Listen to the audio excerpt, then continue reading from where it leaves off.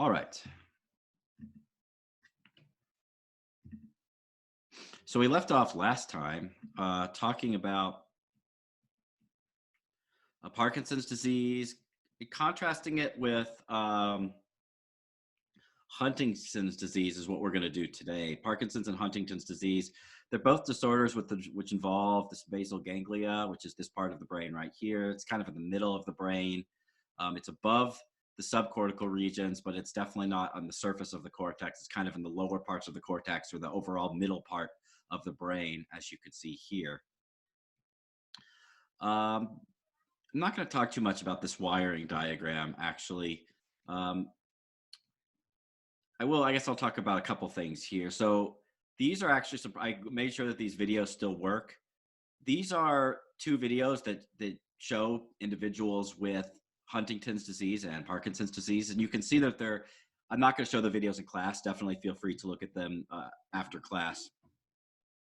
But I want to point out a couple things about these two disorders. With Huntington's disease, the individual in the video is constantly moving, and she's constantly initiating new actions. So she'll be moving her hand, and then she'll do her hand, and then she'll move her neck a little bit, and then she'll move her feet, and then she'll go back to her hand. She's constantly doing new actions with new parts of the body, which is a typical aspect of Huntington's disease. It's oftentimes called hyperkinesia, meaning that there's an excess amount of motion in Huntington's disease. And by excess, I mean that one motion will begin and then another motion will occur. Different motions are occurring with different parts of the body. And it's kind of like this constant motion. One part of the body's moving, then another part, and then another part, and then another part.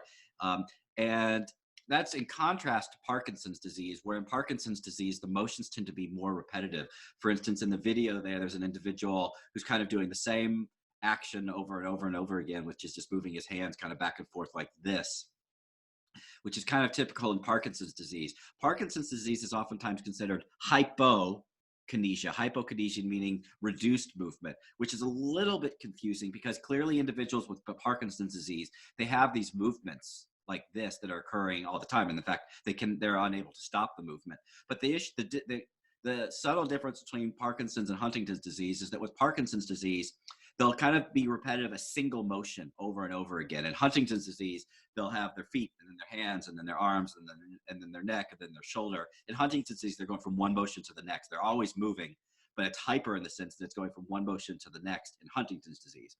In Parkinson's disease, it typically is kind of a repetitive behavior.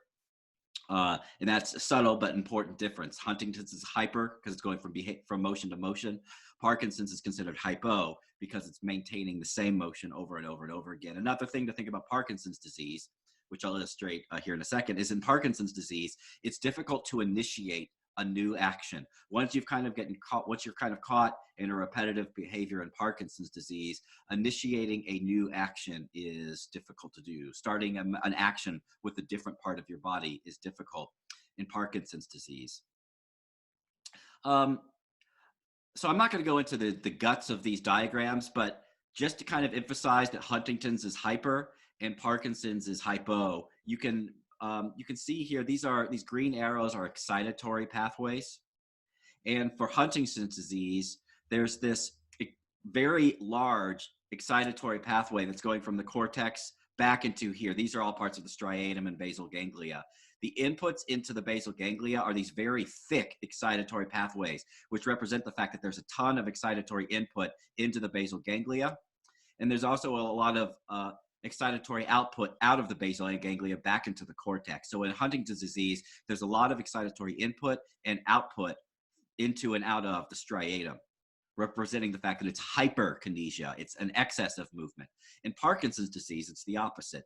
These green arrows are thin, representing small excitatory activations. The amount of excitatory input into the basal ganglia is small in Parkinson's disease.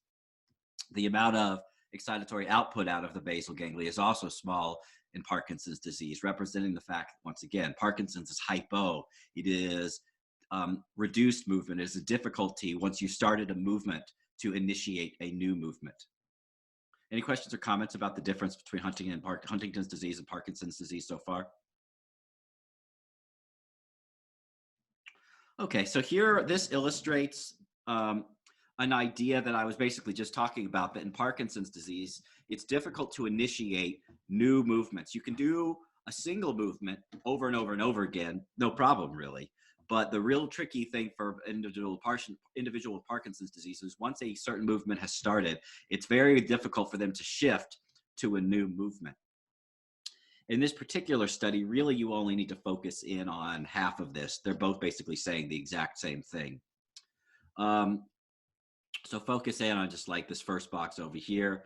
The motor task that the people are performing in this study is basically kind of like a typing task on these three buttons: the red button, the blue button, and the green button. And you're just supposed to type a given sequence. So there's two conditions. In the no shift condition, you're just typing the same three button sequence over and over and over again. So that is red, green, blue, red, green, blue, red, green, blue. It's hard to say. Red, green, blue, red, green, blue, red, green, blue, or IRM, IRM. And you're just doing that over and over and over again. And they're basically measuring the amount of time that it takes you to do that. Like you do that multiple times. And here the dependent variable is your amount of time it takes you to enter the fourth response. So, you know, IRM, IRM, IRM, IRM. And then on the fourth time doing it, IRM, that would be, yeah, it's highlighted here. I believe that's what those highlights mean. That's like the fourth button push. They're looking how long it takes you to push that individual button. And so they're comparing the controls and Parkinson's disease patients right here. There's the no shift condition, which I've already described, and there's also the shift condition. In the shift condition, you're doing one sequence, but then you have to switch. So IMR and then IRM. So IMR, and then you have to switch. So that would be red, blue, green, and then next you have to do red, green, blue. This involves set shifting or changing the behavior. Instead of just being able to do the same thing over and over and over again, which people with Parkinson's disease tend to be good at, in this task, you have to do one motor behavior, and then you have to switch to a different motor behavior. That is a different sequence of button pushes. And they're looking at the reaction times of individuals who are controls to do this in these two conditions and individuals with Parkinson's. So first, let's look at the controls. Blue is the shift condition. That's where IMR, IRM is what you're pushing. And then the red is the no shift condition, where you just push the same sequence over and over and over again. And they see that the reaction times are not that much different here between the red and blue conditions, the no shift and shift conditions. Maybe the controls are a little bit slower for the shift condition right here, but really there's no difference between them right here. But if you look at the Parkinson's patients, there's a couple things to notice. One, Parkinson's patients are slower overall, even in the no shift condition, this red bar right here.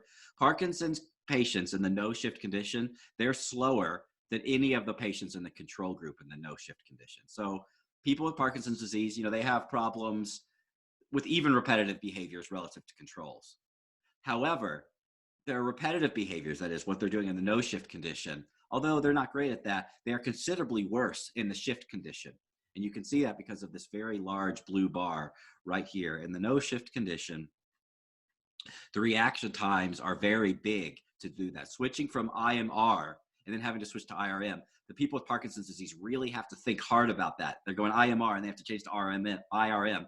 For us, that would be relatively easy to do as controlled, but with an individual Parkinson's disease, they have to really think about it, which results in them having particularly slow reaction times in the shift condition.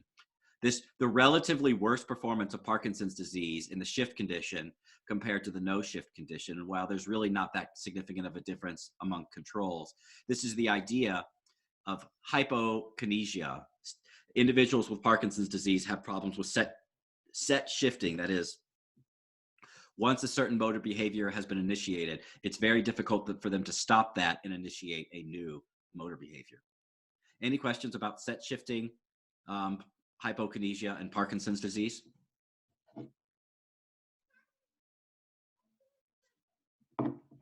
Moving on.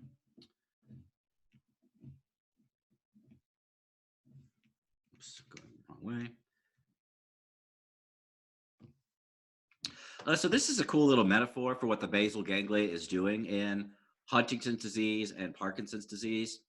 Kind of thinking of the basal ganglia, this part of the middle of the brain, as a gatekeeper, or literally it's like a dam here, a dam which prevents water from spilling over the side.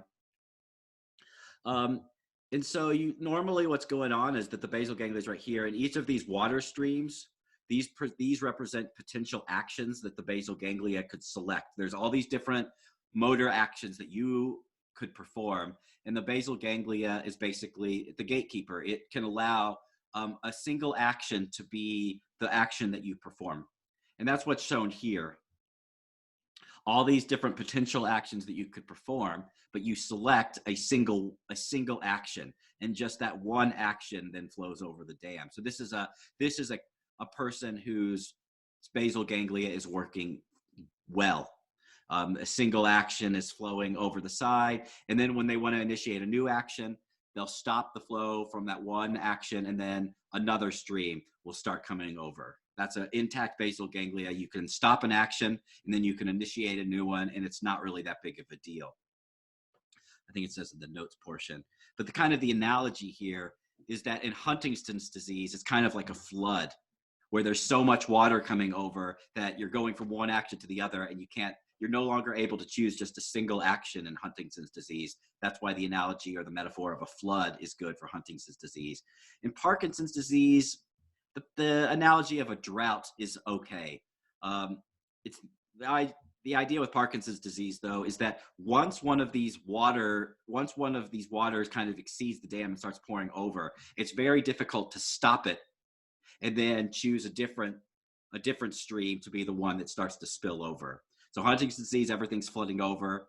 And Parkinson's disease, a drought is kind of an okay metaphor, but really with Parkinson's disease, it's once there's water spilling over for one stream, it's difficult to stop that and then have water from a different stream start to spill over instead. Do I hear a question or comment? Guess not. Please mute your microphones unless you do have questions or comments, people. Moving on.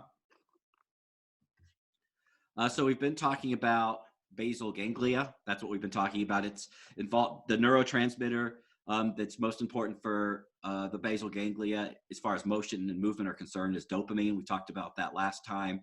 But kind of looking at the general functions of the basal ganglia and the brain regions that we're going to talk about for the remainder of this chapter, the basal ganglia is important for selection and initiation of actions. That's basically the argument that I've been making when we've been talking about Huntington's disease and Parkinson's disease. With Huntington's disease, it's hard to select just one behavior. It's hard to initiate just one action. In Huntington's disease, you're getting flooded with many different actions simultaneously, which makes it so you can't choose any given one.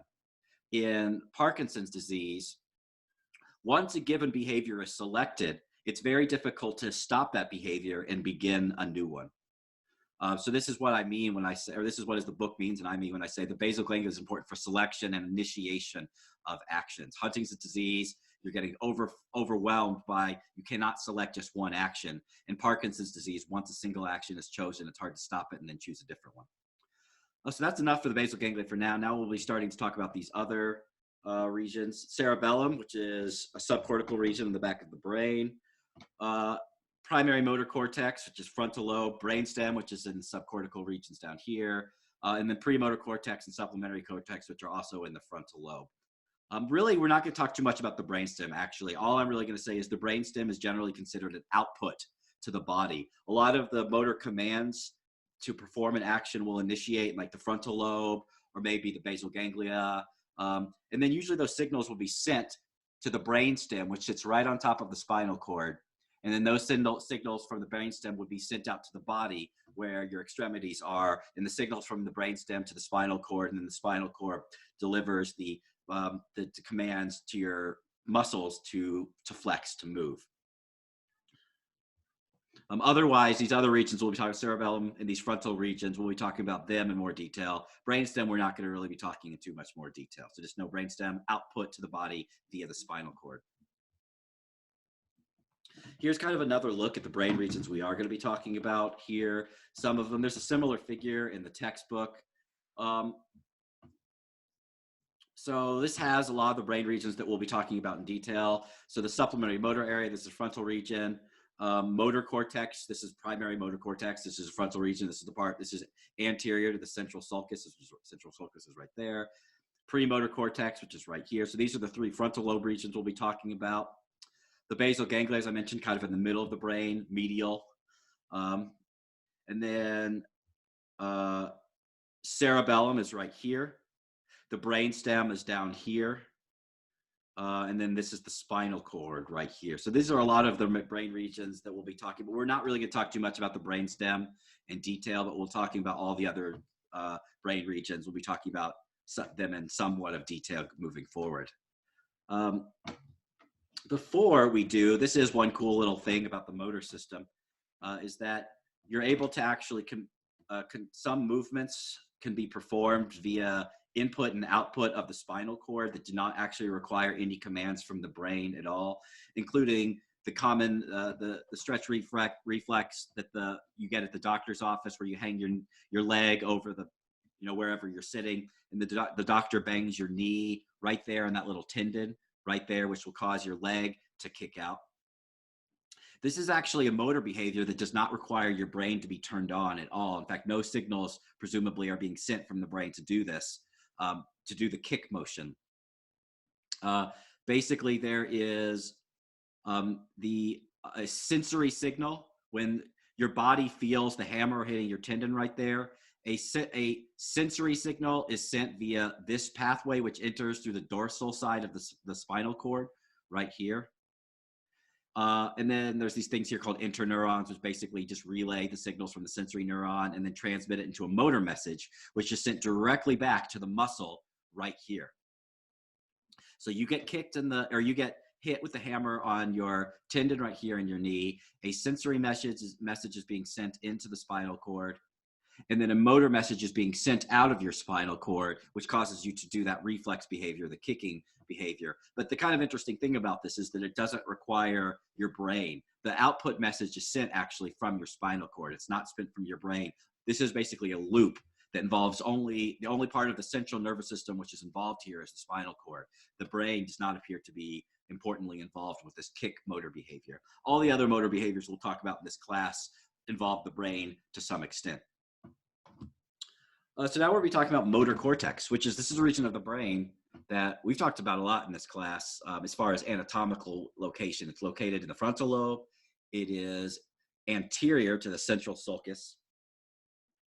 And this is the region of the brain, by the way, that when the Montreal procedure was used, you electrically stimulated one part of the motor cortex, you can cause a person to move their hand. You electrically stimulate another part of the motor cortex, you can cause the person to move their leg or their foot or their toes or individual fingers. Different parts of the body are represented on different parts of the motor cortex, and when it's stimulated, it can cause some movement of that part of the body. But here's some more nuanced things about what's going on in primary motor cortex. An important term for us is this thing called a population vector. We'll be learning about what population vectors are in more detail here in a second. That's one of the main concepts of this chapter, is understanding a population vector, so we'll go into that in some detail. But in general, you can think of primary motor cortex. It's also involved, it's involved in execution of voluntary movement, which we already knew because of the Montreal procedure. When you stimulate the primary motor cortex, it can cause a movement.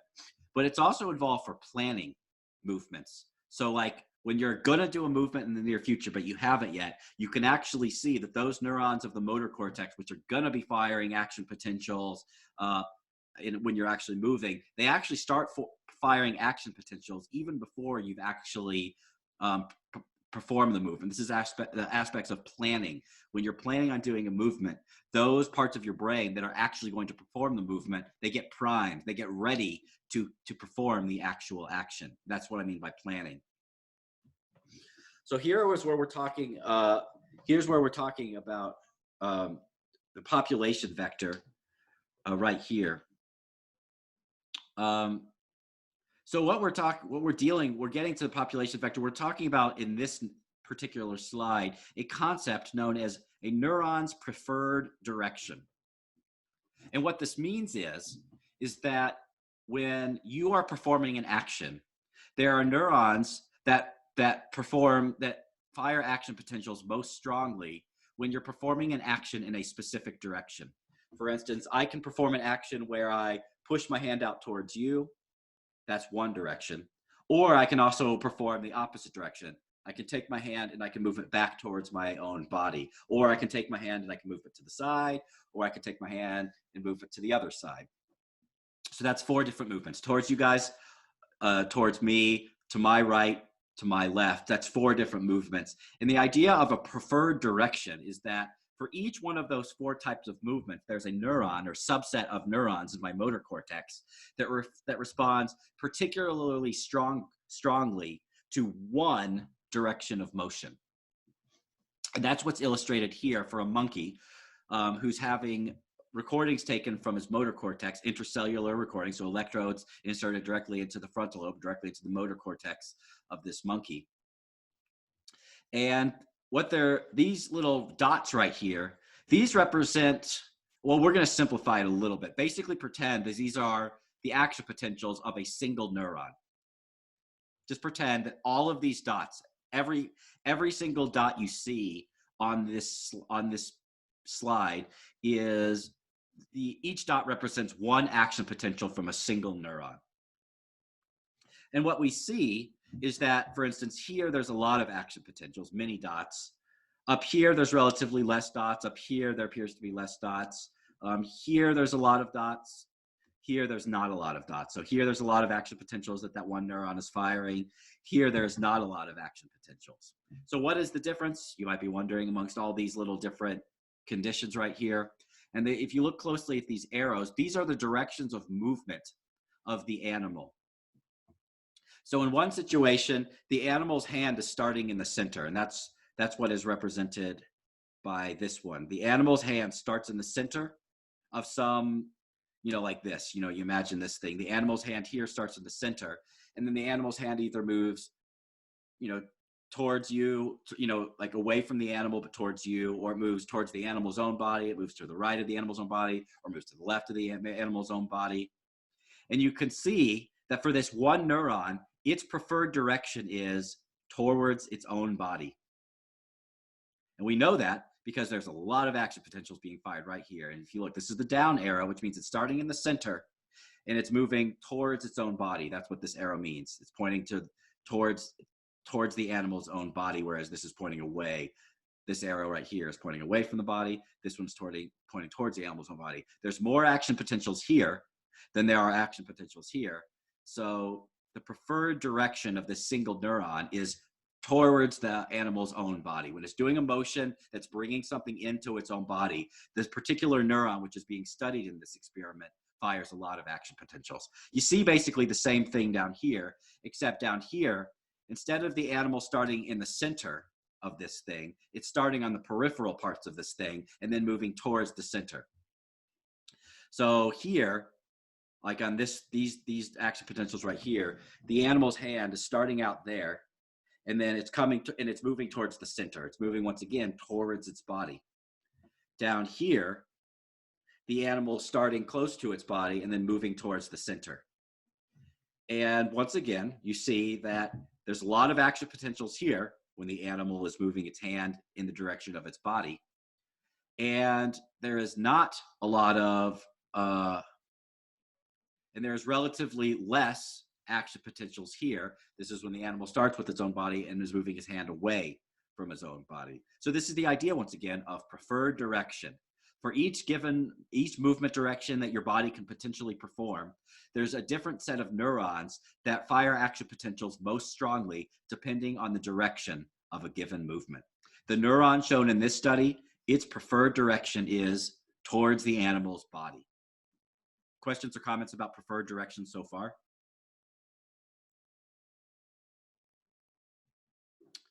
I just want to remind you, we're working towards this concept of population vector. In order to understand what a population vector is, you first have to understand this idea of preferred direction. And so now we're getting to population vector. Here is another neuron. And let's see if you guys can interpret it. What is the preferred direction? So this is a new neuron we've not dealt with before. What is the preferred direction of this neuron? Can you guys tell by looking at the dots?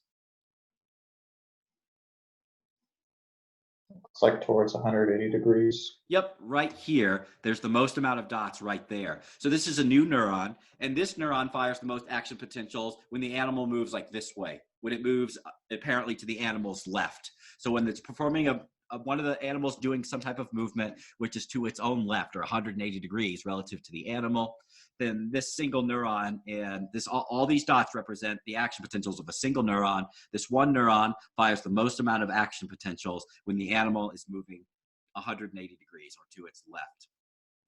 You can see that right here. Here's another way of kind of representing that.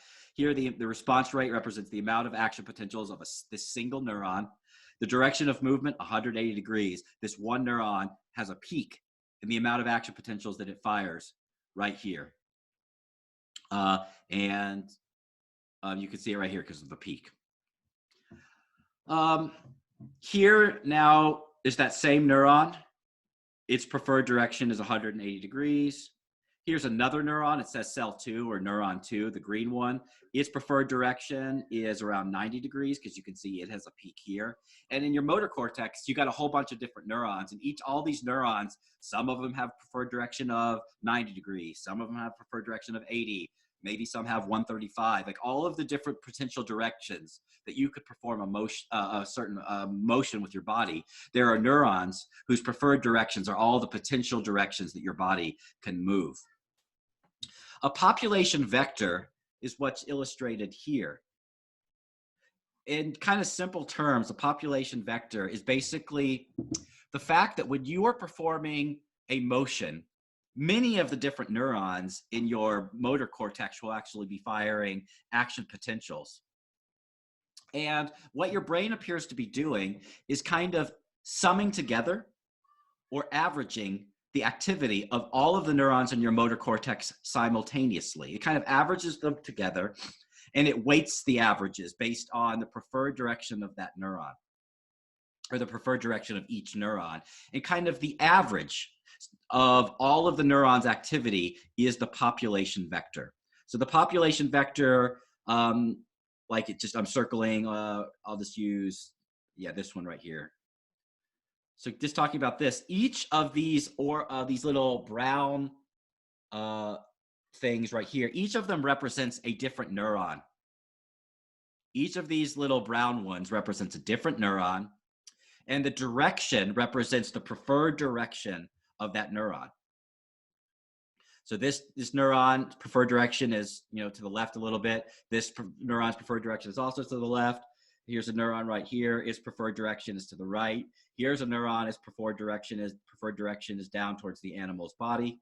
The length of each of these brown lines represents the amount of action potentials that given neuron is firing.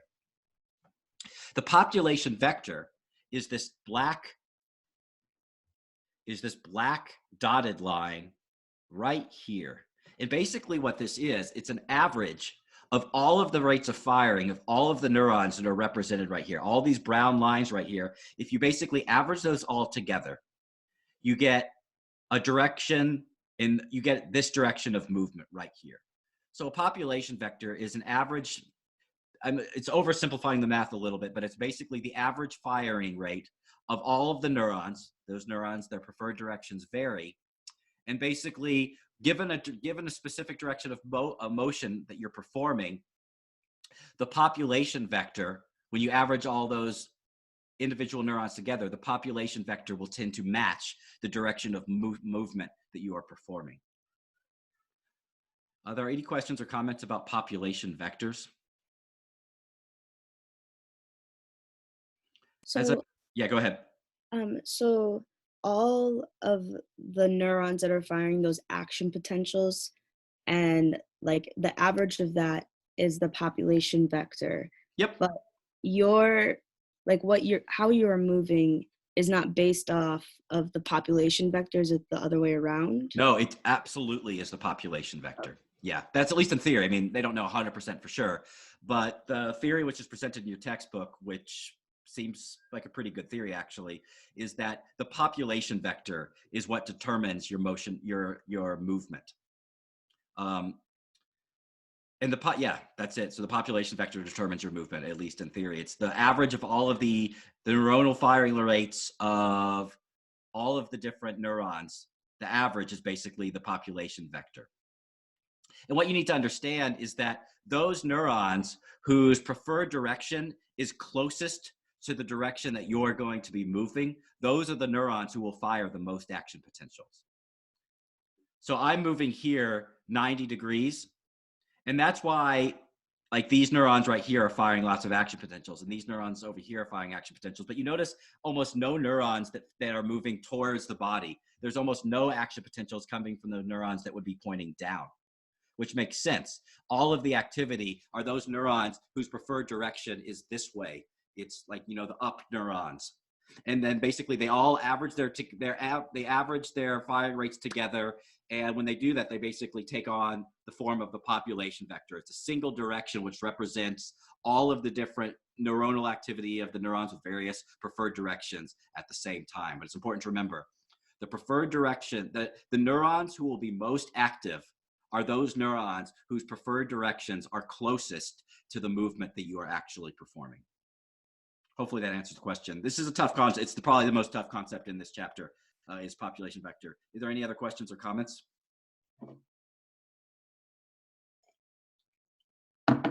There is more about this in the book if you're curious. Okay. So here's when we were talking about way back at the beginning of this chat, well, beginning of this class period at least, the idea that motor cortex is involved with planning as well. So it's involved with the initiations of actions. But here's a study which kind of, it's kind of like an attention study in the sense that what they're actually doing in this study is they're measuring brain activity during a delay period or a preparatory interval, which is something that we talked about in the chapter 7 on attention. You oftentimes will measure brain activity in an attention task. You give you give a person a cue or an animal a cue, and then you give them a time where they wait, and then they respond to a target later on.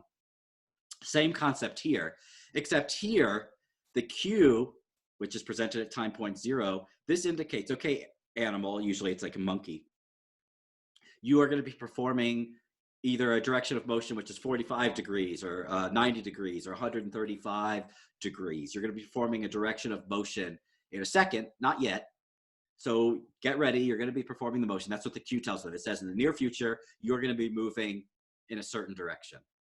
And then that's the cue. And then the delay period is when the animal is waiting to move. And what you're seeing here is the direction of the population vector. Once again, you're averaging together all of those neurons and motor cortex, and you're kind of weighting them based on their preferred direction. And then using complicated mathematical algorithms that we're not going to deal with in this class, you basically can establish, or you can approximate what the population vector is, the average of all the neuronal activities based on preferred direction. And here, during the waiting period, what's cool is that the motor cortex is basically ready to perform the action. The animal knows that he or she is going to be moving 45 degrees. During the waiting period, before it's actually moving, before it's actually performing the action, it's like the neurons are waiting. They're planning to perform the action. And you can actually see evidence of the population vector. If you average together all of the neurons in the motor cortex and weight them based on their preferred direction, you can see that the neurons are basically waiting to move 45 degrees. They're waiting to perform the action of moving 45 degrees. Similar thing if you're going to move 90 degrees. Similar thing if you're moving 135 degrees. This shows that motor cortex is involved with planning. When you're waiting to perform a motor action, the motor cortex knows what you want to be doing, and it's kind of waiting to perform the action. Okay. And then, yeah, at 500 milliseconds here, they receive a go signal, and that go signal just means, okay, perform the action now. So in this study, they're interested in what the animal's brain looks like during the preparatory interval, during the delay period. I think this one's relatively straightforward. Any questions or comments here? Anything I did not explain well? All right.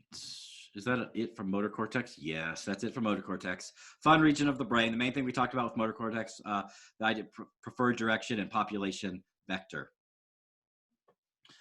Okay, now we're talking about cerebellum, which there's a lot of. The cerebellum is a very mysterious region of the brain. Lots of debate as to what exactly it's doing for our behavior and thinking.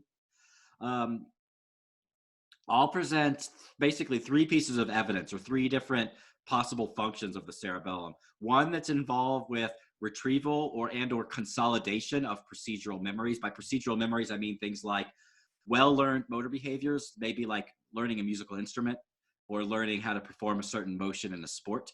That would be considered procedural memories. And I have a neuroimaging study which shows that when you're performing certain types of procedural memories, you show once the procedural memory has been set into the brain, you see more activation of the cerebellum. So I'll show you that in a second. More evidence that the cerebellum is used as part of what's known as a forward model. So the book talks about this. I would suggest maybe reading a tiny bit what the book says about forward models. It's basically the example of a forward model that I think is probably the most helpful. It's listed here. Is this idea that when you're performing a motor action, you're kind of trying to anticipate what the sensory consequences of that motor action are going to be before you actually experience the sensory consequences. So a great example is when you're walking downstairs, you're walking down the stairs, and as you lift up a foot and you're dropping it down, you're expecting to feel, that is the sensory consequence, the step below you pushing back up on your foot. And then you go to the next step and you expect to feel on the bottom of your foot once again. You're expecting to feel the step below you pushing up on your foot as you land on the step. You're not necessarily looking at those steps, but your body is kind of unconsciously expecting to feel this, the floor push back up on your foot at the expected times. And a good example, the reason I like this example is because we've probably all dealt with that situation where you think you've just stepped on the very bottom step, but there's actually one more step to go. And because you think you're at the very bottom, when you step, your body is expected to feel the floor sooner than it actually does. If you still have one step to go, but you think you're on the bottom step, when you step, you're expecting, try and be accurate here. You think you're on the bottom floor, but you actually are on a step. When you step, you expect to feel the floor here, but the floor isn't there because you still have a step to go, and then you drop real suddenly, and then you can maybe twist your ankle. I actually had my friend break her foot. She was stepping downstairs, and she thought she was on the bottom step, but she wasn't. So she had one more step to go. She stepped thinking she was done with the stairs, but there was still another stair to go, and then she landed wrong, and that was and it caused her to break her foot. So this idea that you anticipate what things should feel like when the action is completed. When I made this next step, I should feel the floor beneath my feet at this, now. And now. Each time you're done taking the step, you expect to feel the floor pushing back on the bottom of your foot. So that's an example of what's known as a forward model. Forward is meaning you're anticipating something. You're trying to expect anticipate the sensory consequences of a given motor action. That's what forward refers to, predicting the future, in other words. We'll talk about an example that kind of illustrates this idea of a forward model. And it's a decent example of a forward model, but it's the one that the book provides. And then we'll also talk about the role of the cerebellum in classical conditioning. All three are hypothesized things that the cerebellum is thought to be doing. Okay, so here, this abstract goes along with these findings right here. This is a learning study where participants were in the first part of they came into the laboratory and they were basically learning a procedural memory. They were acquiring a procedural memory. So this is equivalent to like the very first time you ever played a sport, or the first time you ever tried a certain dance routine, or the very first time you ever tried to learn how to play some song on a musical instrument. It's the idea that you're approaching the behavior, but your mind does not have a memory for it yet. And so in this particular study, the actual motor routine, I'm going to call it like a hand dance. Basically, people had to learn how to move their hand in a specific motion, it's basically a dance routine, but for a hand. And the reason they just had people performing a hand routine instead of an actual dancing routine is because the people were laying inside of a neuroimaging machine, and so they had to be stationary except for their hand, which was able to move. They were keeping their head, clamped so it couldn't move, and the people were just moving their hand. And they were measuring brain activity when people were learning this motor routine, forming this procedural memory with their hand. And then they waited. That is, they allowed the memory to consolidate, and then they had the participant perform the same task later on, several hours later. Now, the several hours later part, this is like after you've already practiced after you've already practiced your golf swing. First time you do a golf swing, you're learning it, your form is going to be really ugly. But after you've practiced for a while, your form starts to get a little prettier. It starts to get a little smoother. That's what's going on here. This is after the procedural memory has been acquired and the memory has been consolidated. It's been stored in a long-term way into your brain. Versus right here, this is the learning phase when you're acquiring the knowledge before the memory can be consolidated, before the memory can be stored in a long-term way in your brain. So a couple things. During the learning phase, probably the most interesting thing is that there's a lot of activation here. Can anyone tell? What lobe is this right here?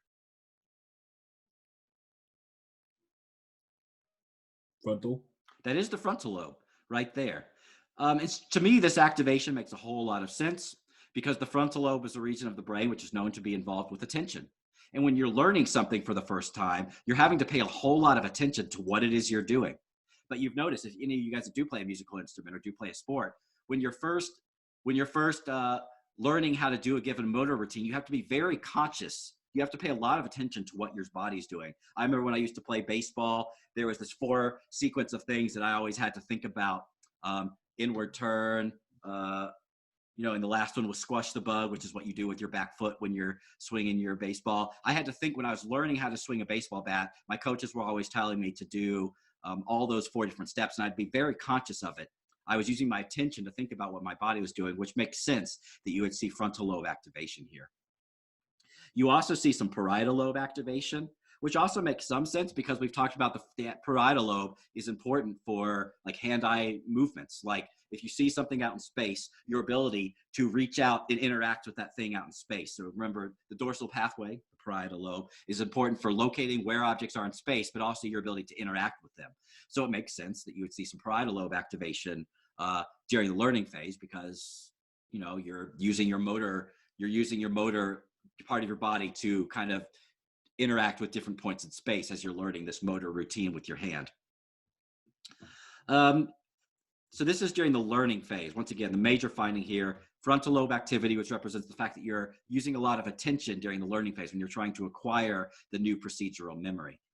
But over here, this is like once the long-term memory of the memory has been formed. Once you know how to perform the hand dance, once you know how to play the song on your guitar, once your body has acquired, the knowledge about how to do a golf swing and it can do it well.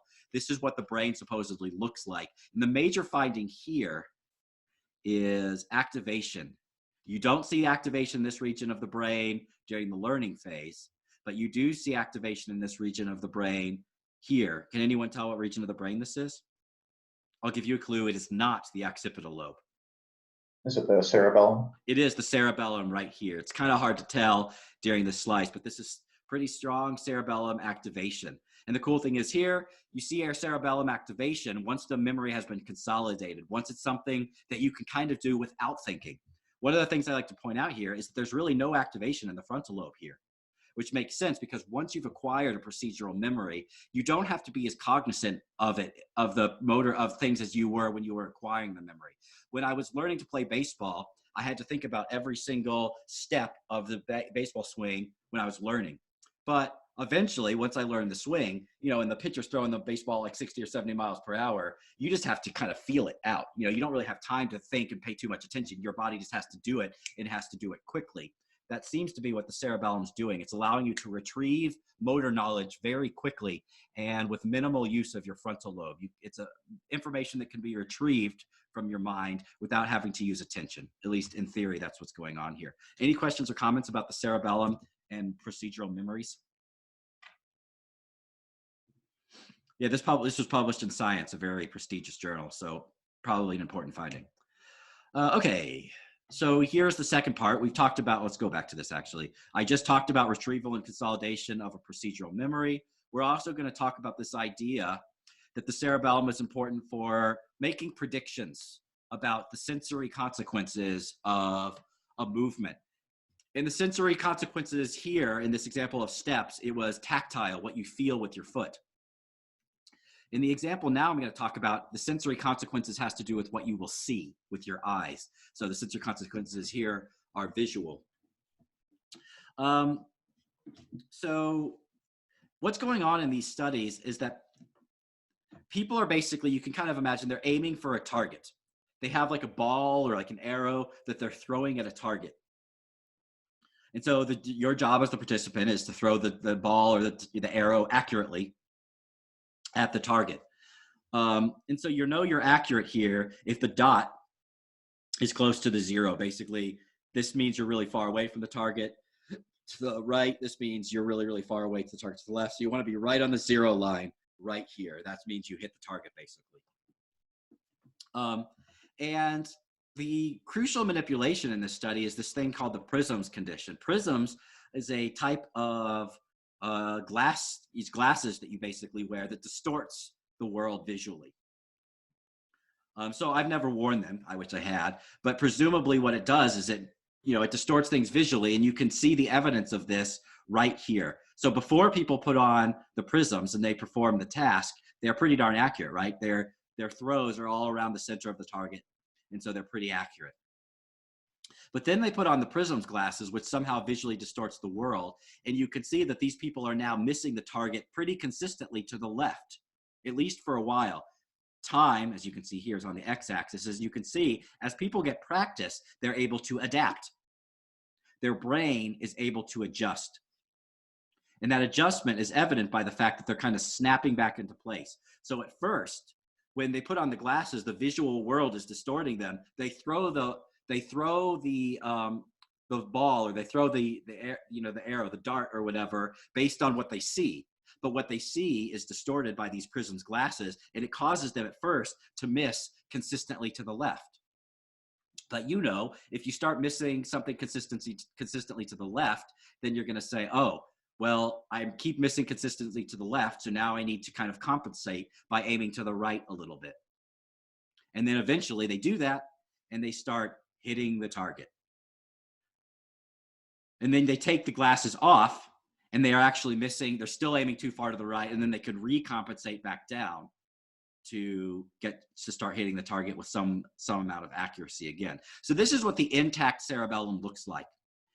At first, you have problems hitting the target, but your brain is able to adapt. It is able to adapt, and as evidenced by the fact that performance returns back to baseline here. This is what the single patient, I believe this is a case study, but it's a single patient, I believe. Yeah, I believe this is a case study of a single patient. And you can see the patient is having a different pattern right here. So before, this patient has cerebellum lesion, it looks like in the right cerebellum. That's what an infarct is. And the patient's pretty darn accurate before wearing the prisms glasses, right around the target. But then when the patient puts the prisms glasses on, right here, the patient starts missing, is missing in this direction. Again, what direction is that? That's to the left. So the patient is missing to the left right here. But you can see that the patient is different in the sense that he or she is no longer able to adapt.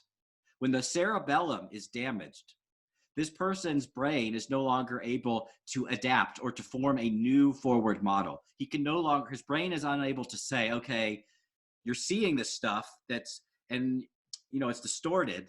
You're always missing to the left. So what you need to do is compensate by aiming to the right. Your cerebellum is presumably the thing that allows you to do that type of compensatory strategy. It's forming a new forward model. It's adapting the forward model. And without a cerebellum, you can't do that. And that's the main finding here. And similar type of thing here, when they take off the prisms glasses, He's kind of he's showing evidence of some compensation here, but once again, he's never able to return back to the baseline. So in other words, when you distort things visually for a person with a cerebellum lesion, they're going to have a hard time adjusting to that distortion. Whereas you or I were able to compensate. You know, if we're missing too much to the left, our cerebellum can know, okay, you need to start aiming to the right. But an individual with cerebellum lesions is not able to do that, which causes them to miss consistently to the left. They are not able to adapt. Questions or comments about this, forward models and adaptation?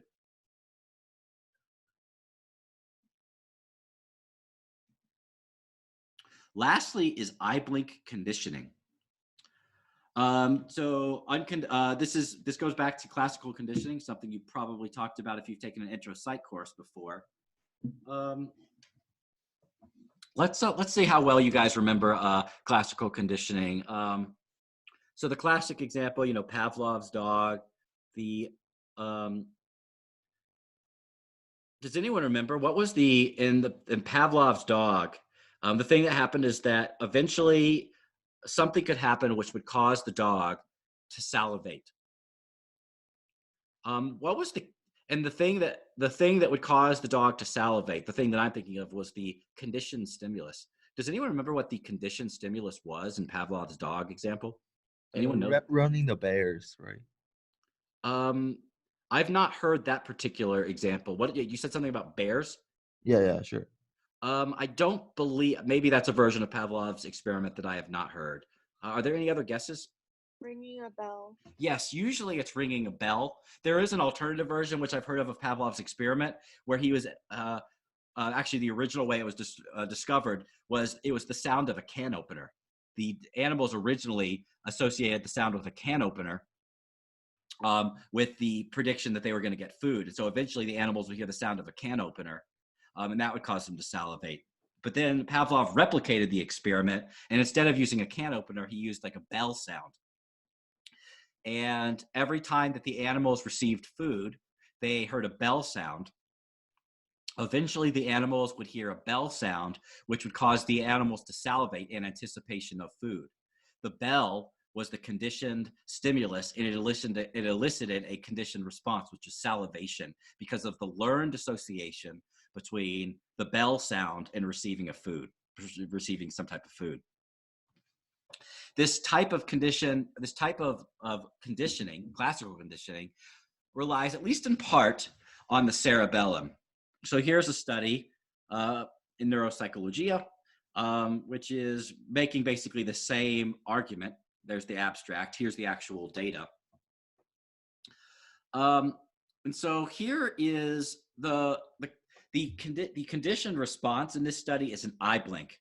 So the way this works is that the unconditioned stimulus, that is, the unconditioned stimulus is the thing which elicits a movement or it elicits a behavior, even if no learning is required. So in this study, a puff of air is blown into the animal's eye. And if someone blew into your air, or if there's a puff of air that was blown into your eye, the reflex or the response is blinking. And so what they're measuring here, by the way, the y-axis is basically amplitude of electrical activity of the eye muscles. The basic idea is that when you are blinking, your eye muscles are active. And when you're not blinking, the eye muscles are not active. That's basically what this is. This is measuring the movement of your muscles around your eye. The unconditioned response here in this study, the unconditioned response is when the puff of air is blown into your eye, the animal is able to blink. And this, I think it was probably a monkey or a mouse or a rat in this study. I don't know if it says there down there. Okay. So what this is showing up here is that the animal's unconditioned responses are pretty much intact. When you blow air into the animal's eyes, it's able to respond. But the question is the animal able to learn an association between getting that air blown into its eye and something else, like the sound of a bell? So for most animals, if every time the puff of air is blown, if you sound a bell, well, you tell me, If eventually, if that happens enough times, where every time a puff of air is blown in the animal's eye, you sound a bell, what eventually happens in the future when you sound the bell? It'll blink. It will blink. That's the bell would be, once again, the conditioned stimulus, and the conditioned response would be blinking. And the question is do animals with their cerebellums lesioned, are they able to form these associations between the conditioned stimulus and the conditioned response? Are they able to learn this association? And the answer appears to be no. But it has to be qualified a little bit, but the qualification is interesting. So in this study, this is an example, let's see. Yeah, effects of ablation of left cerebellum. So in this study, I think these were animals. I don't remember if they were animals or humans. It could have been humans with strokes to the left cerebellum, but I believe it was animals. They basically, the left cerebellum was damaged. And that's what this is. For, it looks like 12 days, they were trying to train the animal to start to blink every time a bell sounded. So they would blow the puff of air into the animal's eye. Simultaneously, a bell would sound. For 12 days, then at the end of the day, they would present just the bell to see if they could get the animal to blink. And as you can see here, there's just nothing. We know that the animal can blink because when you blow the puff of air directly into its eye, it causes the animal to blink. But the CR, when you sound that bell,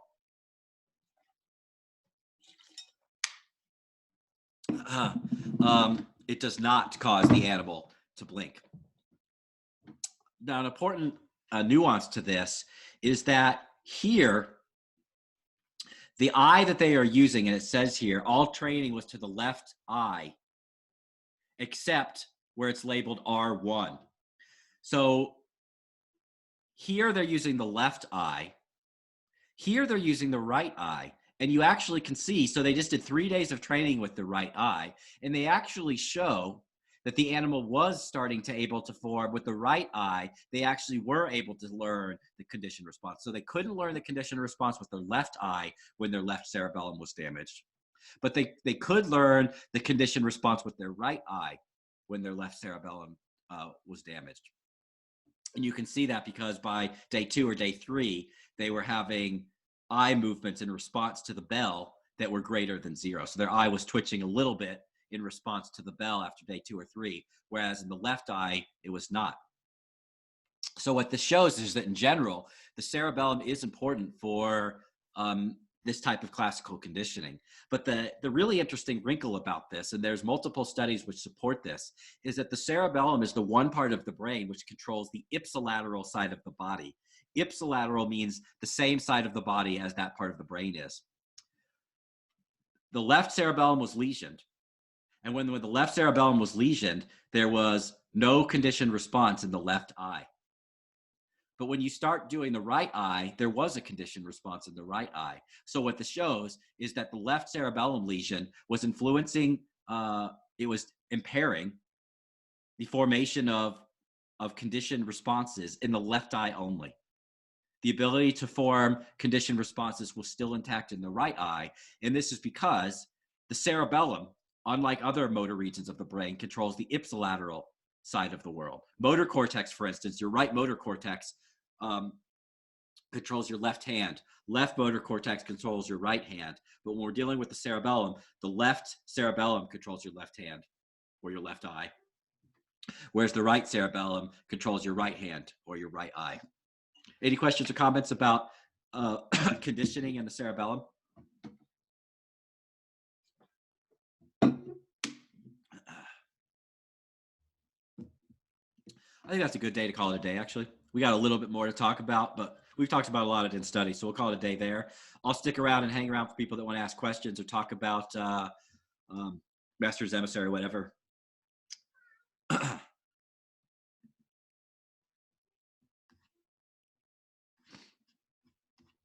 Yeah, so let me know if anyone wants to chat. I'll stick around till everyone's gone.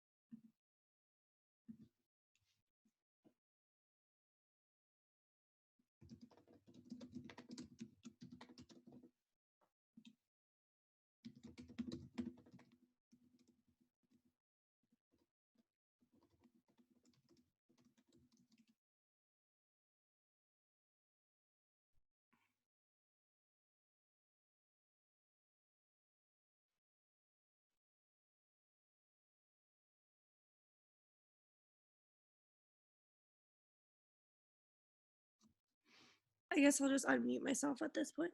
Yeah. It was on the syllabus. It wasn't the ku.edu one. It had a different ending to it, but it was still an edu. Because I tried sending an email. Weird. Yeah, I only have one EDU right now, and that's Matt Rosenthal at ku.edu, which is listed on the syllabus. I'm almost positive I didn't screw that up. Let me make sure. Hold on. Stay there for 1 second. Yeah, if you look on the syllabus right here, this email address should work. Can you see my screen? No, I was like, this is the one that I got off of like the syllabus. This definitely works. I've been getting emails and sending Okay. emails. Can you see my screen now? Yeah, I can. I don't. I don't know. I didn't even know Blackboard would allow you to send things to me, to be honest. I can send stuff to you via Blackboard, but I didn't know Blackboard works to send stuff to me. Yeah. Okay. This is my email address. Please feel free to send me there. Okay. Thank you. No problem.